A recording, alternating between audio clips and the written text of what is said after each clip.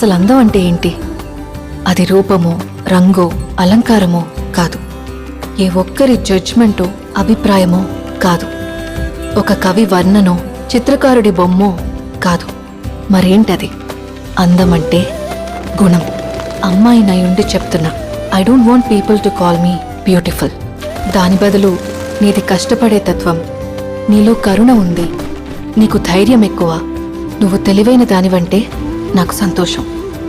Address us by our qualities. MS Subbulakshmi అంటే భక్తి, అందం కాదు. మదర్ తెరెసా అంటే కరుణ, అందం కాదు. ఐన్ ర్యాండ్ అంటే తత్వం, అందం కాదు. సరస్వతి అంటే విద్య, దుర్గా అంటే ధైర్యం, గౌరీ అంటే తపస్సు, లక్ష్మి అంటే శుభం. ఇలా ఏ దేవతనైనా ఆమె క్వాలిటీస్ కోసమే పూజిస్తారు, ఆమె అందం కోసం కాదు. నీ గుణాలే నీ సంతకమవుతాయి, నీ అందం కాదు.